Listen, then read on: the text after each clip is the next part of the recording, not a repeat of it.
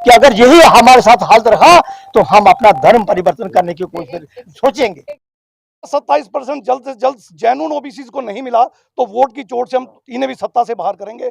और 70 साल तक ये जो डिस्क्रिमिनेशन चल रही है अगर आगे भी जारी रही तो हो सकता है हम धर्मांतरण के बारे में भी विचार करें। कि बाबा साहब डॉक्टर भीमराव अंबेडकर जी ने 14 अक्टूबर 1956 को धर्मांतरण के समय ये कहा था कि जब तक हम हिंदू रहेंगे तथा कथित स्वर्ण जातियां हमारी हकमारी करती रहेंगी और हमें अधिकारों से वंचित रखेंगी।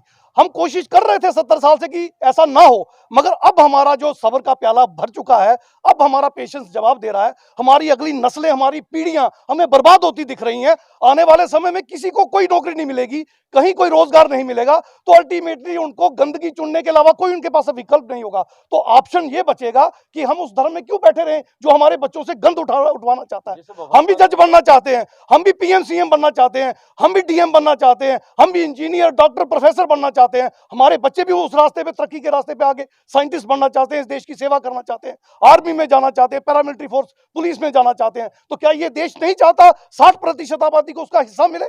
कैसे इग्नोर कर सकते हैं हम 60% आबादी को? और अगर किया गया तो बाबा साहब का रास्ता हमारे पास है, हम सोच सकते हैं इस बारे में किसी भी पल सोच।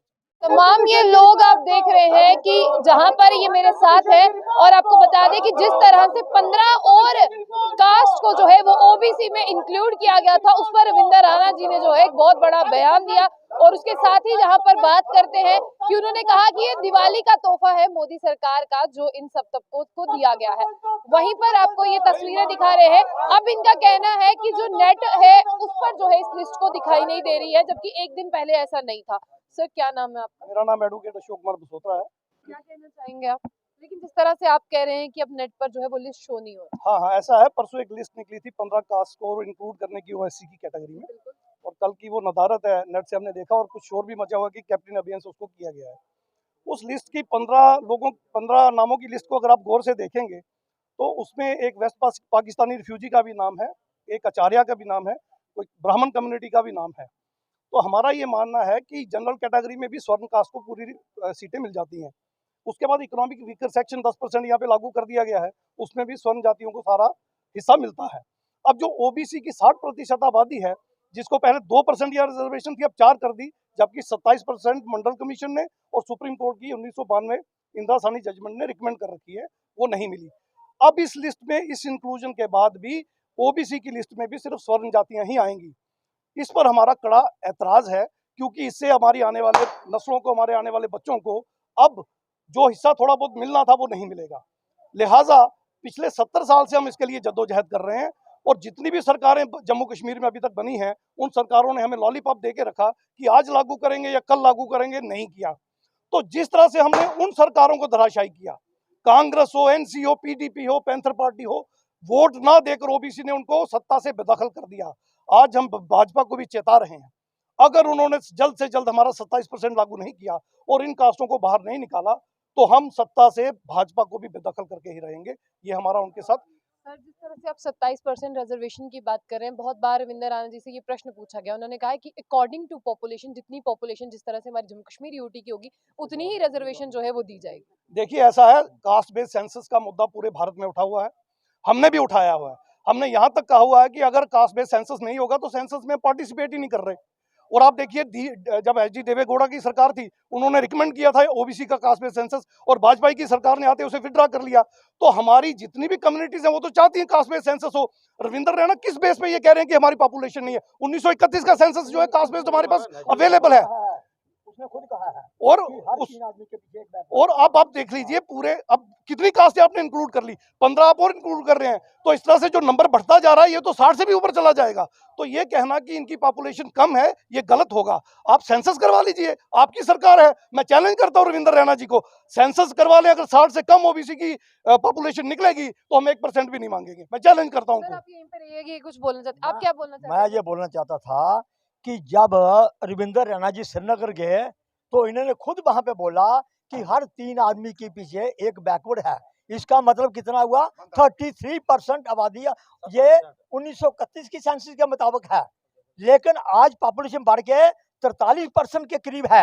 लेकिन ये रविंदर रैना जी ने खुद माना है, अगर रही सेंसस की बात, 2014 में सोशल वेलफेयर जो डिपार्टमेंट है उसने ओबीसी डेवलपमेंट बोर्ड को कहा कि ये सेंसस की जाए 2014 में। आज कितनी 22 जा रही है। 8 साल में ये सेंसर नहीं कर सके। इन्होंने सभी डीसी को कहा कि आप, लेकिन उन्होंने डीसीओ ने 2 डीसी की रिपोर्ट आई, एक डीसी रजौरी के और एक सांबा के। तो मतलब कहने का कि उन्होंने आज तक लगभग 8 साल बीत गए, लेकिन ये सेंसर नहीं कर सके। लेकिन अगर सुप्रीम कोर्ट ने फैसला दिया 1931 के आधार पर, तो ये कौन होते हैं रोकने वाले की आपको पूछने वाले। अगर आपने यहाँ पे ईडब्ल्यूएस लागू की, कौन सा कमीशन बैठाया, कौन सा सेंसस है? किया? कौन सा सेंसस किया? 15 दिन के अंदर पूरे देश के अंदर लागू कर दिया गया उसको। बिना सेंसस जम्मू कश्मीर के अंदर बिना सेंसस के, without any sitting any commission. इसका मतलब ओबीसी को बददखल करने के लिए जाति के आधार पर जितनी 5000 साल से हमारे ये कमीशन के जो चेयरमैन हैं, ये शर्मा जी बैठे हुए हैं। नाम क्या है? Backward class commission. लेकिन उसके अंदर ना कोई मेंबर ओबीसी का, ना कोई चेयरमैन। तो मतलब क्या न्याय की उम्मीद कर सकते हैं हम लोग? बिल्कुल क्या न्याय की उम्मीद कर सकते हैं? और उन्होंने क्या किया जो उनको करना था कि जितनी वेस्ट पाकिस्तान रिफ्यूजी, अरे भाई उसके बाद आगे लिखा हुआ है एक्सक्लूडिंग एससी। तो अगर एक्सक्लूडिंग एससी लिखा था तो एक्सक्लूडिंग ये भी लिखो ना कि अपर कास्ट जिनको ईडब्ल्यूएस 10% मिल रही है, अगर पहले ही मिल रही है तो वो भी लिखो साथ में। लेकिन नहीं, वो शर्मा साहब की हिम्मत नहीं है, क्योंकि उनके दिमाग में वही मनुवादियों वाली सोच बैठी हुई है। तो इसलिए वो हमारे साथ ज्यादती करने को बैठे हुए हैं। तो मैं आखिर में आपको यही कहूंगा कि सरकार से कि इस जीडी शर्मा को, जो कि सिन्हा साहब ने 18 नवंबर 2021 को हम जब मिले थे, उन्होंने खुद कहा था कि 90 साल के आदमी को वहां पे बिठाया हुआ है। ये मतलब कहने का कि एक गवर्नर कह रहा था, एलजी कह रहा था 90 साल का आदमी वहां मेरे आने से पहले बैठा हुआ है। अरे भाई, अगर आपको पता था 1 साल बीत गया, अब 1 साल में आप चेंज नहीं कर सके। मेरी आपसे यही दरख्वास्त द्वारा है होम मिनिस्टर साहब कि इनको चेंज किया जाए। अगर आपने आज ऑब्वियस में रखा है इसको, तो ऑर्डर को जो 19 का ऑर्डर निकाला था सोशल वेलफेयर डिपार्टमेंट ने, मुझे हैरानगी आती है। शीतल नंदा जी वहाँ कमिश्नर सेक्रेटरी बैठे हुए हैं। अगर हम शीतल नंदा जी ने वो ऑर्डर सस्पेंड इसको खत्म नहीं किया तो हम कोर्ट में जाएंगे, बिल्कुल हाई कोर्ट में भी जाएंगे, सुप्रीम कोर्ट में भी जाएंगे, बिल्कुल हम लोग। अभी आप मेरे सवाल का एक जवाब दीजिए। अगर आपको कोई भी प्रॉफिट, कोई भी बेनिफिट, आपका सेंसिंग ही कंप्लीट नहीं हुआ है, एजुकेशन वीकर सेक्शन की आप बात कर रहे हैं जिस तरह से ईडब्ल्यूएस की, लेकिन आप ये बताइए फिर आपके नाम पे इतने ज्यादा ढोल नगाड़े क्यों पीटे जा रहे हैं कि आपको रिजर्वेशन मिल चुकी है और आप सारे संतुष्ट हैं? देखिए मैं आपको बताऊंगा कि सवाल ये पैदा होता है, जम्मू कश्मीर में ओबीसी के नाम की कोई चीज नहीं है। ये मत सोचिए इस बात की ओबीसी को रिजर्वेशन मिल रहा है, वो अदर सोशल कास्ट के नाम से। और कौन हमारी रिजर्वेशन कौन लूट रहा है? पहले ही अपर कास्ट में एएलसी बनाकर, आईबी बनाकर, आरबीए बनाकर, पहाड़ी स्पीकर पर बनाकर, ये कौन किसने किया? जितेंद्र सिंह ने किया, जो मैं वहां मिनिस्टर बैठा हुआ वहां पे अपने पीएमओ ऑफिस में। ये सब उसी की चाल पे हो रहा है जहां पे जम्मू कश्मीर के अंदर कि ओबीसी को वंचित रखो इनके अधिकारों से। ये मेरे पास देखिए आप, आर्टिकल 243 D636 ये कहता है कि बैकवर्ड क्लासेस को पंचायती राज सिस्टम और अर्बन लोकल बॉडीज में इनको हिस्सेदारी दी जाए। लेकिन D1 किसका है? शेड्यूल कास्ट का। अगर वो इम्प्लीमेंट कर दिया, शेड्यूल ट्राइब का इम्प्लीमेंट कर दिया, D6 आपने 70 साल से दबा के रखा हुआ है। आप किसी स्टेट की हिंदुस्तान में चले जाइए, मध्य प्रदेश में 1993 से लागू है ये वाला 1943। यहाँ आप लखनपुर से चलकर आप पुंछ चले जाइए, आपको ढूंढा ओबीसी का सरपंच नहीं मिलेगा। जिसकी समाज की अधिकार प्रशासन, शासन और प्रशासन में हिस्सेदारी ना हो, वो समाज गुलाम की जिंदगी जी रहा है। लेकिन मैं कहना नहीं चाहता कि अगर यही हमारे साथ हालत रखा तो हम अपना धर्म परिवर्तन करने की कोशिश सोचेंगे उसके लिए। अगर इन्होंने यही हमारे साथ नाइंसाफी जो 70 साल से चल रही है, तो हमें मजबूर होकर ये नारा देना पड़ेगा, तख्त बदल दो ताज बदल, बोल जोर से, तख्त बदल दो ताज बदल दो, तख्त बदल दो ताज बदल दो। एक सवाल का जवाब, पहाड़ी जो पीएसबी का दर्जा था जो आप देख रहे थे, उसको भी जो है वो खत्म करके जो है पहाड़ी एथनिक ट्राइब पीपल जो है वो कर दिया गया। लेकिन अब आप क्या कहेंगे कि जिस तरह से आप देख रहे हैं कि सबको कहीं ना कहीं कुछ मिल रहा है और ओबीसी के नाम पर जो है इतना ज्यादा स्लोगन दिए जा रहे हैं, वो ही वंचित है? देखिए मैडम, आपके सवाल में ही बहुत बढ़िया आपका जवाब है। उनको पता है सबसे ज्यादा ओबीसी का ही वोट है इस देश में। किसी भी प्रदेश में चले जाएं, जम्मू कश्मीर को छोड़ दे, जिस भी प्रदेश में जाएंगे 60% के करीब ओबीसी की आबादी है और 60% पॉपुलेशन को ये इग्नोर नहीं कर सकते। अगर 60% पॉपुलेशन को ये इग्नोर करेंगे तो ये सरकार नहीं बना पाएंगे। सबसे ज्यादा वोट बैंक जो है वो ओबीसी का है। उनको खुश करने के लिए ये झूठ बोलते रहते हैं। मैं फिर से दोहरा रहा हूँ, ओबीसी को कोई बेनिफिट नहीं मिला।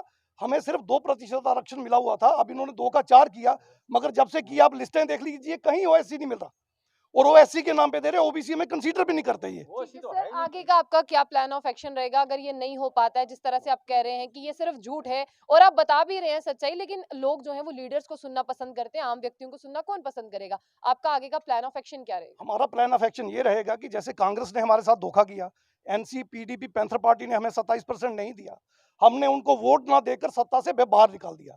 अब हम बीजेपी को ये पूरी तरह से आगाह कर देना चाहते हैं कि अगर हमारा 27% जल्द से जल्द जेन्युइन ओबीसी को नहीं मिला तो वोट की चोट से हम इन्हें भी सत्ता से बाहर करेंगे।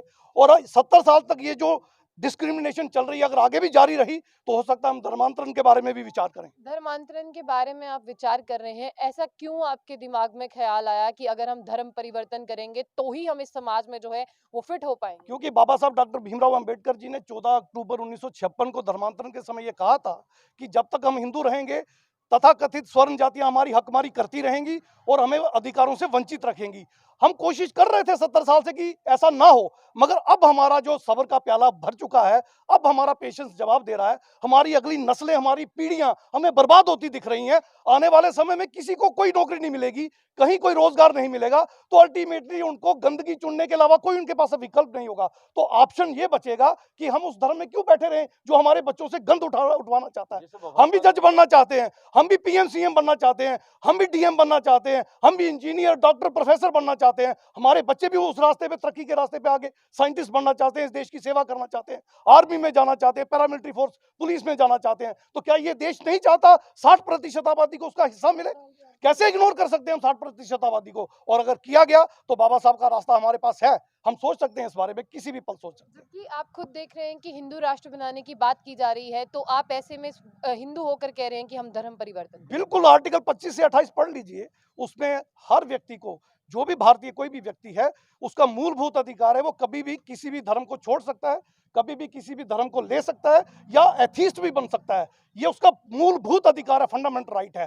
तो ओबीसी में हम एक चेतना लाएंगे कि एन ब्लॉक हम इनको चोट करें। पहले तो वोट की चोट होगी, उसके बावजूद अगर इन्होंने ईवीएम मैनिपुलेट कर या किसी तरह से पावर में आने की कोशिश की तो फिर धर्म की चोट होगी, क्योंकि वो चोट ही इन पे असर करेगी, मेरा ऐसा ऐसे मानना है। में कौन से धर्म का रास्ता अपनाएंगे जिससे आपको लगता है कि बिल्कुल बेनिफिट होगा सोसाइटी में आपके आने वाले बच्चों को? वक्त आने पर इसका फैसला किया जाएगा। देखिए, ये मुस्लिम मेजॉरिटी स्टेट है, उसमें भी सोचा जा सकता है। और बाबा साहब ने धर्म का रास्ता दिखाया था। जब आज से 800,000 साल पहले तक हम सब बुद्धिस्ट ही थे। आप इतिहास उठा के देख लीजिए, हो सकता है सारे का सारा ओबीसी बुद्धिस्ट बन जाए, भारत को बुद्ध में भारत बनाए, और उसके बाद हमें रिजर्वेशन चाहिए ही नहीं, फिर हम राज करेंगे इस देश पे, हमारा धर्म होगा, हमारा देश होगा। दिल कितना भर गया है ये सारी बातें करते हुए? दिल टूट चुका है मैडम, खून के आंसू रोता है। हम अपने बच्चों का मुस्तकबिल जब सोचते हैं तो खून के आंसू रोते हैं। क्या हमारे बच्चे इस देश के हिस्सेदार नहीं बनेंगे? वो कभी कभी किसी ओहदे पे नहीं पहुंचेंगे, जज नहीं बनेंगे, वकील नहीं बनेंगे, डीएम नहीं बनेंगे, पीएम सीएम मिनिस्टर नहीं बनेंगे।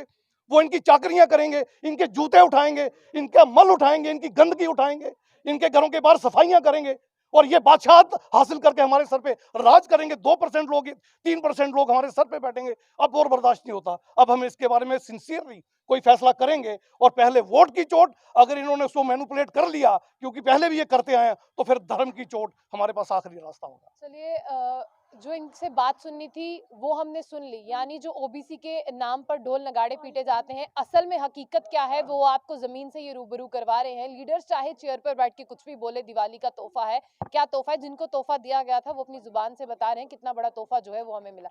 हालांकि पहला इनके पास यही ऑप्शन है, वोट की चोट, और दूसरा आपने सुन लिया कि धर्म परिवर्तन का रास्ता भी अपना सकते हैं। लेकिन यहाँ पर हिंदू राष्ट्र की बात की जाती है और कहा जाता है कि हिंदू राष्ट्र बनेगा, और देखिए ये वही लोग हैं आज ये सत्ता से कितने तंग आ चुके हैं कि खून के आंसू रोते हैं, क्योंकि अपने बच्चों को एक बड़ी फैसिलिटी दिलाना जो है वो इनका भी हक है। आपकी क्या राय है उसे जरूर साझा कीजिएगा। तो ऐसी और भी अपडेट्स के लिए देखते रहिए जंग बुलेटिन। आशिया खान से तलाब।